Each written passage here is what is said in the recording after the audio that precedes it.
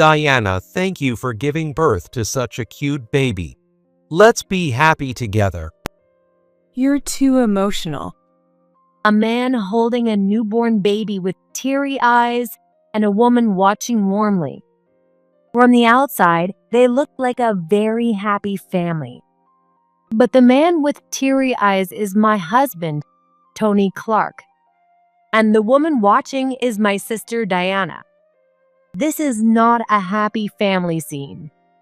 It's a despicable scene of betrayal. I made up my mind and stepped forward in front of them.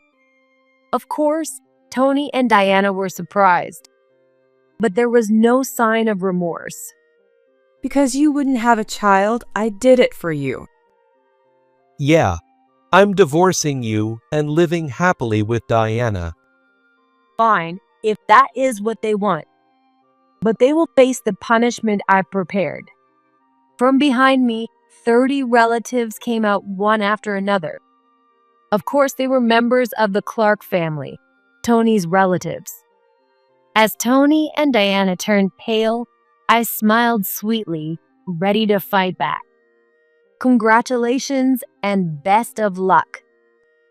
My name is Emily Clark, and I am 30 years old. I don't have children and live a quiet life as an ordinary office worker with my husband, Tony. We met through a friend's introduction and got married 2 years ago, but our marriage hasn't been great. Right after we got married, Tony became colder than before. He does housework but is indifferent towards me. He is also uncooperative about having children. Lately, we've been sleeping in separate bedrooms like mere roommates. I wonder if I lack charm as a woman. Looking at myself in the mirror, I sigh. Looking at my plain appearance makes me feel uneasy because it inevitably brings back unpleasant memories from my past. I've been bullied by my beautiful older sister Diana since childhood. Maybe it was a genetic twist, but Diana was outstandingly good-looking in my family. Diana, who was exceptionally beautiful even among our relatives, had been doted on and praised by adults since childhood. Our parents never treated us differently based on our looks, but the moment we were among our relatives, the difference became clear. Every time a relative said, "You could be a celebrity," or "You look like an actress," Diana's confidence grew, and she looked down on me for not being praised. Emily, aren't you sad with that appearance? No, I'm not. Really? I couldn't stand it. I'd be too embarrassed to live with a face like that. Diana would say, pulling my hair and mocking my face. I couldn't tell our parents about the bullying I faced from Diana when we were alone. I didn't want to make them sad. I didn't realize that my silence only encouraged Diana. My self-esteem, repeatedly crushed since childhood, was deeply damaged. I lost confidence and tried to live unnoticed. Even then, I couldn't escape from my sister Diana. She would soon take any man I liked. I was shocked when a senior I had a crush on in middle school started dating Diana. I am sorry, Emily. He was really persistent. It is okay. Well, he wouldn't go for you anyway. You can't help it. I remember crying all night and my eyes being red when I found out. But what shocked me even more was that Diana quickly got bored with that senior. When Diana dumped him so easily, it was as if she enjoyed seeing me in despair. I couldn't compete with her in either face or figure. So I focused on studying at least. We were opposite sisters. Around the time I started high school, my parents, who didn't seem to have such a bad relationship, suddenly got divorced. I was surprised by my parents' divorce. I went with my dad, and Diana went with my mom and moved away. I was so sad to be separated from my mom, but the relief of being away from Diana was greater. I have not seen Diana since then. Sometimes through my dad, I heard things like Diana started college or she's working as a secretary at a local company, but it went in one ear and out the other because I didn't care. When I got married, I soon informed my mom, but I didn't say anything to Diana. So I felt at ease. I would later come to realize, much to my dismay, that Diana was far more of a villain than I had ever imagined. One day, it was a middle school reunion. I didn't have good memories of middle school because of Diana, but I was blessed with great classmates. I spent nostalgic moments with old friends at a hotel venue. Among them, I reunited with my friend named Kate Wilson. She was the class president back then, a responsible and caring person. After chatting for a while, she said something surprising. By the way, I heard your sister Diana had a baby. Congratulations. What? A baby? I was taken aback by the sudden news, and Kate seemed surprised in a different way. Oh, sorry. Maybe I shouldn't have been the one to tell you. Her belly was so big, I thought you already knew. Actually, our parents divorced when we were in high school, so we lived separately. Diana had a baby? Kate nodded with a guilty expression. Kate, who works as a nurse at a hospital in the city. That's when she saw Diana coming in for prenatal checkup. Kate looked awkward because she felt bad about revealing a patient's privacy. Oh, I see. So your parents got divorced. Sorry, please keep this between us. Yeah, of course. But to think that Diana is pregnant. I hadn't heard anything about her getting married, so she's planning to be a single mom. I hadn't heard anything from my dad, but my mom would know the details. When I got home, I called my mom to confirm it. My mom, sounding tired, confirmed the truth. Yes, that's right. But she won't tell me who the father is. Yet Diana insists on having the baby. I've told your dad too, but there's nothing we can do since she's determined. I see. My dad must have been trying hard to hide it from me so I wouldn't worry. Even my mom, who had always promised not to trouble me, showed concern for me. Indeed, with my parents divorced, Diana's pregnancy had nothing to do with me. Feeling somewhat relieved, I hung up my phone. At that moment, Tony came home. My current worry was more about Tony than Diana. As usual, he didn't even look at me and just said coldly, I'll work overtime more often from now on. "Even more? Is your work that busy, period?" Of course it is. You wouldn't understand it, working at a small company. I'm going to be the next president. I'm not like you, just goofing around. It hurts to hear that, even though I'm not just goofing around. But when someone speaks to me strongly, I immediately become timid and can only say, "I'm sorry." As long as you understand. Satisfied with my reaction, Tony quickly headed for the bathroom. At that moment, I smelled a sweet fragrance wafted from him. It was a sweet scent reminiscent of women perfume, and I was startled. Could Tony be cheating on me? Is that why he's treating me so poorly? A woman flashed behind him. One Saturday, Tony had to stay overnight for his company training session. When I asked where it was and what kind of training, he wouldn't give me any details.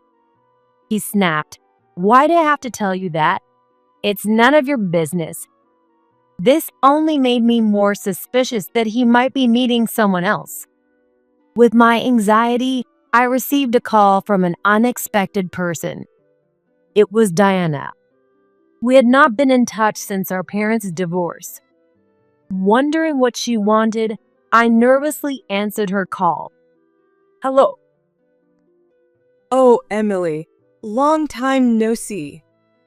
Diana started talking with the same energy as before. She's already 31, but she still talks like a teenager. After some small talk, she got to the main point. I heard from Mom that you found out about my pregnancy. Yeah, Diana, are you really going to have the baby? Of course, yes. You'll be an aunt, so I'll let you know when my baby is born. That was fine, but I had to ask what I was worried about. Who's the father? Mom is really worried. Don't worry, I wasn't abandoned. It's just a bit complicated. Is it complicated? At that moment, I heard a man's voice calling her softly in the background. The low voice calling her name. The moment I heard that, chills ran down my spine. I am on the phone right now. Diana hurriedly covered the microphone and spoke to the person. Sorry, did you hear that? No, is anyone there? I forced myself to stay calm. I could not let her know that I had realized something. I decided it immediately. No, it's nothing. Diana seemed relieved and started wrapping up the conversation. She gave a chuckling goodbye. Talk to you later, Emily. After the call ended, I collapsed to the floor. 3 months later, I received a message from Diana. The baby was born safely. It's a cute baby boy. Attached was a photo of the adorable newborn, full of happiness. I simply replied, "Congratulations," to Diana, who had just gone through childbirth. Tony suddenly stood up from the couch. He began pacing nervously around the living room, gripping his phone tightly. Watching him calmly, I spoke up to him. "What's wrong, Tony? You seem awfully restless." It is nothing. Tony rarely mumbled like that. He didn't notice my cold gaze. Then 5 days later, Tony said he had an urgent matter and he went out. But I knew where he was heading. After seeing him leave, I quickly made arrangements. It was the retribution I had been preparing for him over the past 3 months. Once all the calls were made, I got into a taxi and headed to a certain place. I arrived at a big hospital in the city. As I waited at the entrance, I saw a happy-looking couple walking from the inside. The man, Tony, was holding a baby joyfully in his arms.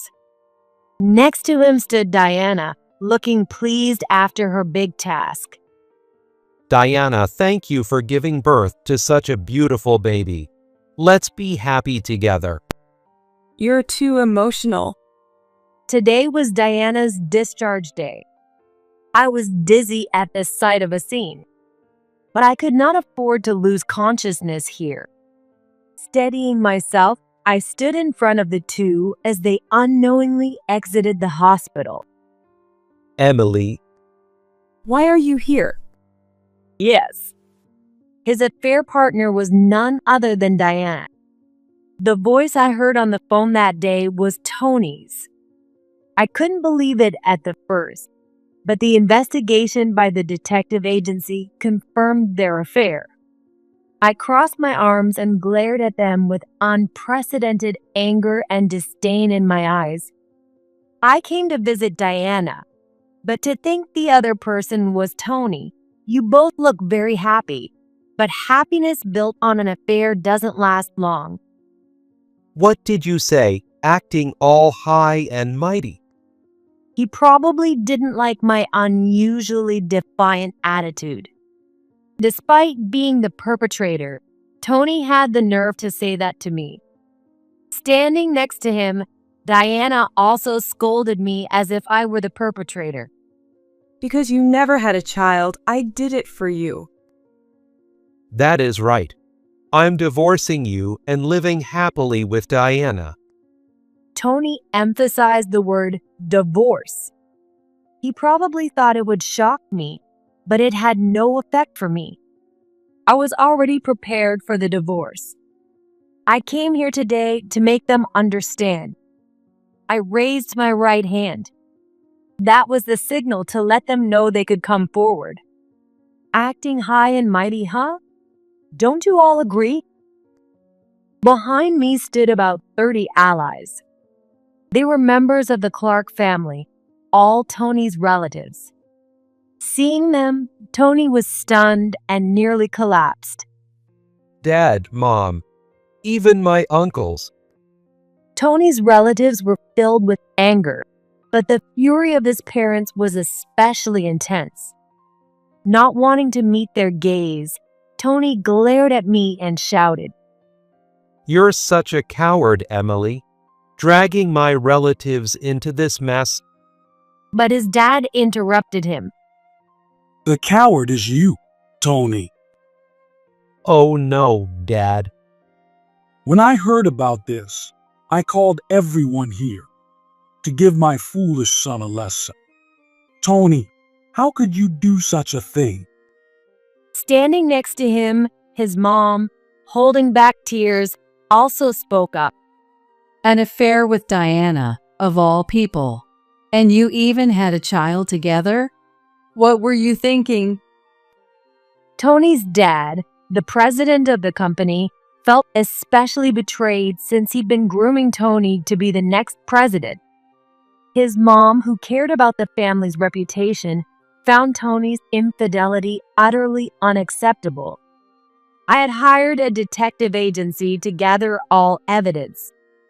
When I informed them, Tony's parents sided with me over their son. Tony had always been selfish, so he likely didn't have much trust from his parents. However, Tony himself showed no remorse for his actions. What do you mean?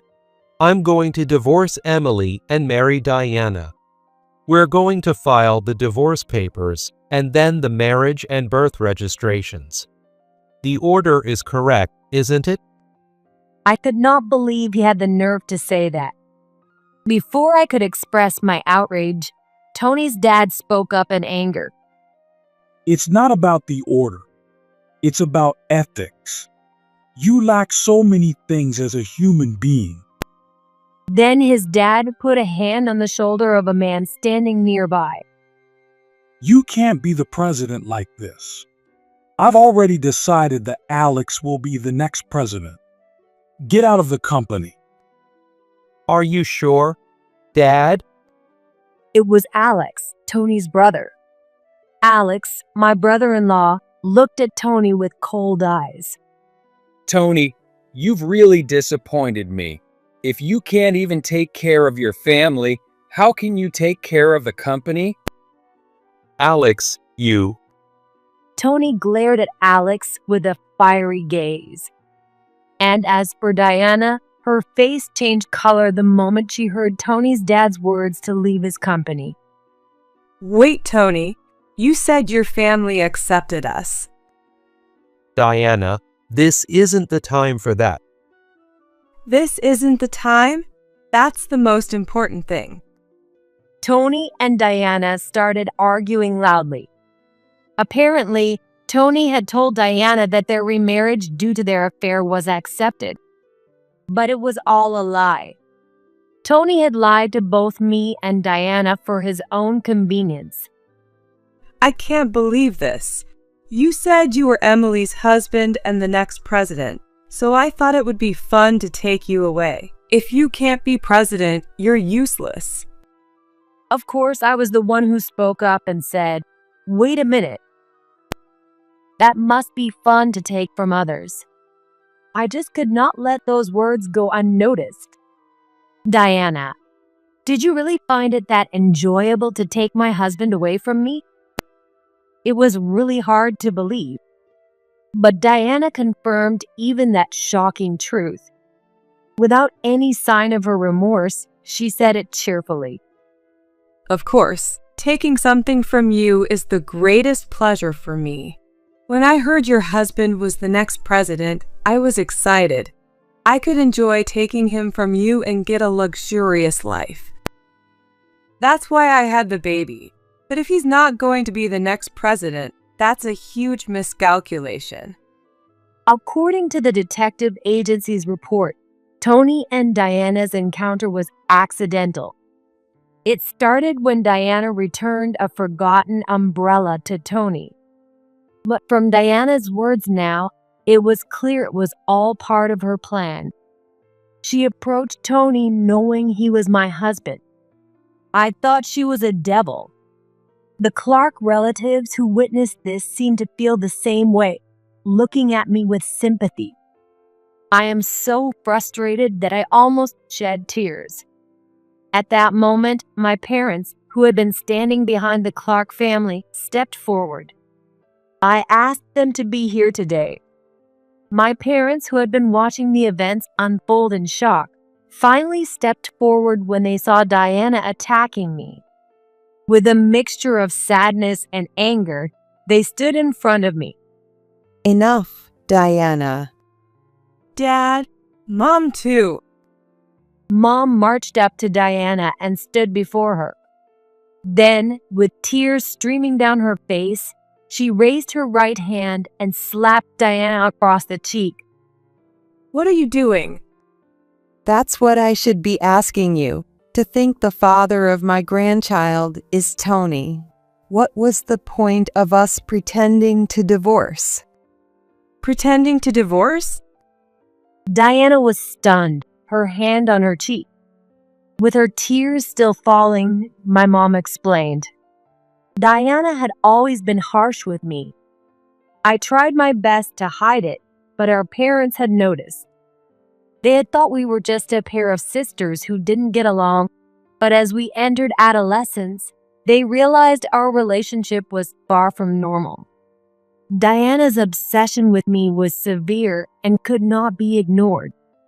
My mom, fearing that Diana would ruin my life, suggested to my dad that they separate us.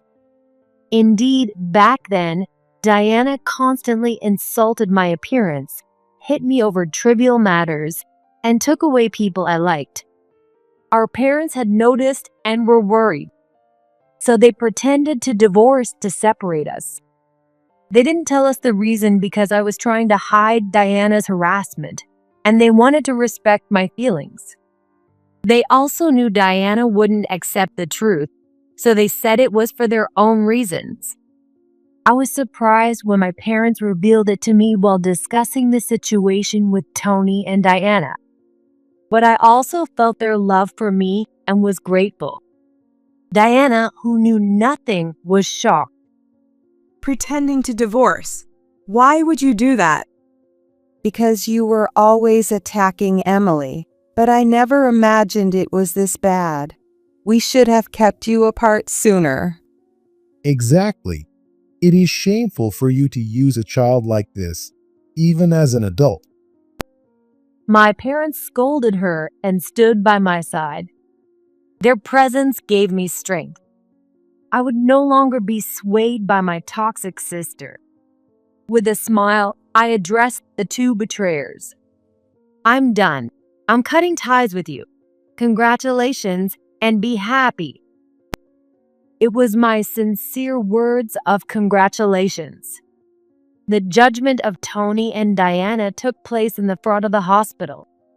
When it was over, all relatives quickly went home, leaving me with strong words of support, saying to rely on them if I ever needed anything. It seemed Kate, the nurse, had witnessed the commotion, and later she asked me what had happened, which was awkward. Still, I explained the situation, grateful for her help in discovering Diana's pregnancy. Our divorce proceedings between Tony and me went smoothly. With the support from my in-laws, I received substantial alimony from Tony and Diana. However, the emotional wounds they inflicted on me would take time to heal. Of course, their betrayal was too terrible. But I endured thanks to my in-laws' consideration, Kate's encouragement, and most importantly, my parents' unwavering support.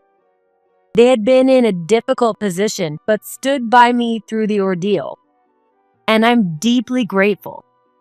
My parents regretted not acting sooner, but never imagined Diana's obsession was so severe. Even I hadn't expected Diana to go this far. I don't blame my parents. Meanwhile, Tony and Diana seemed to have no choice but to get married officially.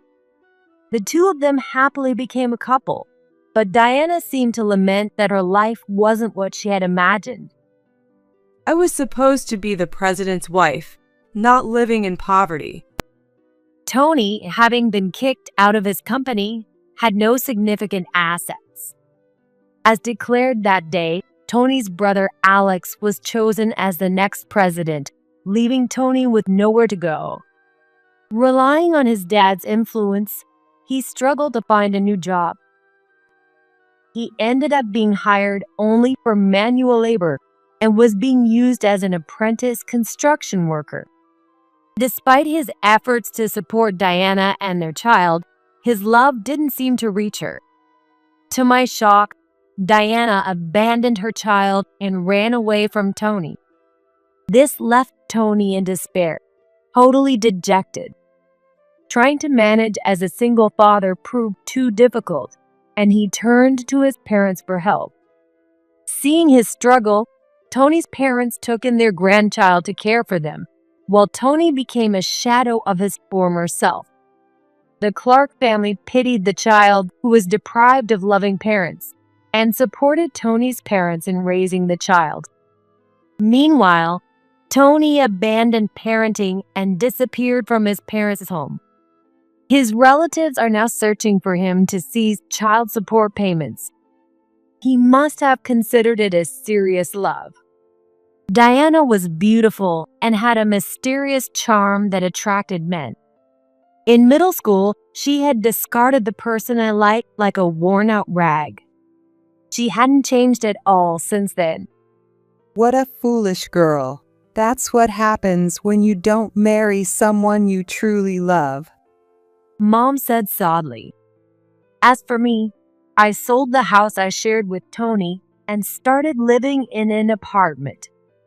I also started going out with my parents occasionally. It was a gentle and peaceful time, like reclaiming the family bonding and happiness we had missed. I was finally beginning to heal my wounds from my childhood. After that, as I threw myself into my work, I was entrusted with a major project. Can someone like me handle being the leader? Emily, you have a strong sense of responsibility, and you're good at your job. Your patience is also one of your strengths. My boss, John, who appointed me as the project's leader. But I still lacked my confidence. Do you really think so? I felt that my patience had only enabled Diana's behavior. However, John's next words struck a chord with me. Leaders need to endure a lot, but they must not be crushed by it and should be able to make decisions when necessary. I believe you have that strength. Thank you, John. Somebody had been watching over me. All my past efforts hadn't been in vain. With this newfound confidence, I accepted the role of leader and worked harder. Our small company, which Tony had belittled, began to thrive. I don't know how much of that was due to my efforts, but my superiors recognized my hard work. My salary have increased significantly, allowing me to live a more comfortable life. Enjoying my long-lost single life, I found myself 33 years old. 3 years had passed since the divorce scandal. That day, I came home to my apartment late at night. Despite being exhausted from my work, I felt fulfilled, but I was shocked to see the person standing in front of my door. The person was wearing a hood pulled low over their face and had their face wrapped in bandages. I instinctively took a defensive stance, thinking it was an intruder, a person who looks like a ghost. But when her eyes met mine and she spoke, I was shocked to recognize her. Emily, help me. That voice, Diana? To my shock, the suspicious person turned out to be Diana. How did you find out where I live? I followed you from your office before. Diana shamelessly confessed to her stalker behavior. The skin visible from the edges of her bandages had a dull color. I could not understand why she looked like that, but Diana just kept crying. Not wanting to attract attention from passersby, I brought her inside. Once she calmed down with the tea I had made, she began to explain. Diana had suffered from her failed cosmetic surgery. Or rather, it was not a single failure.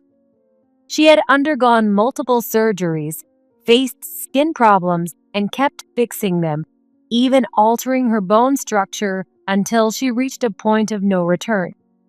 In essence, she had trapped herself in a vicious cycle. Now, she could not even go to work and had quit her job.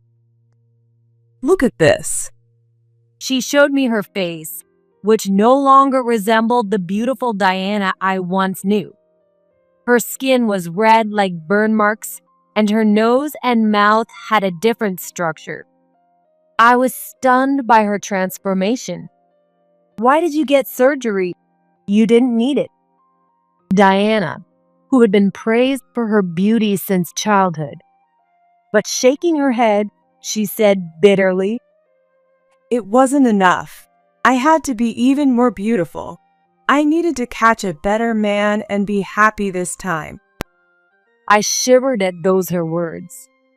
Despite taking my husband, she still spoke like that.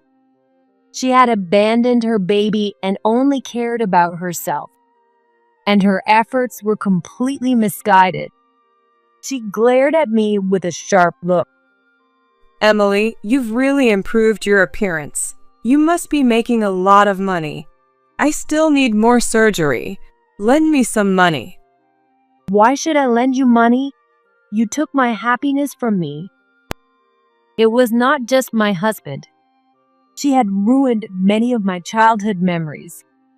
I had endured it all with my resilience, but I wasn't a child who could only endure anymore.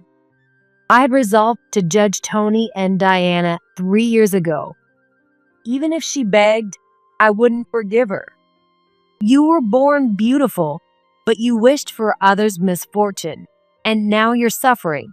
You should face your heart, not your face. Emily. Diana, you found happiness in making me miserable, but happiness measured by others' misfortune isn't real happiness. Face yourself properly. What I had wanted to say for so long hit the mark. Diana broke down in her tears on the table. She was a foolish woman who had misunderstood happiness for many years. But I had no duty or compassion to save her. I quietly watched her small back. After a while, Diana, looking completely dejected, left with slumped shoulders. Her retreating figure looked weaker than ever.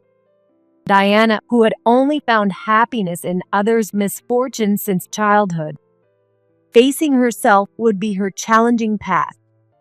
A year later, my mom, who occasionally checked on Diana, told me something surprising. Diana got a job? Yes, it's a temp job, but she's working as a building cleaner. I'm relieved she's finally working. My mom, who had gone through so much, now had significantly more gray hair. Diana, who used to work glamorously as a secretary. Because she was so prideful, I had braced myself for the possibility that she wouldn't work for a while. I was worried that my parents would have to bear the burden, so it was good news for me. Diana probably chose to be a cleaner because she would meet fewer people and could hide her face with a mask.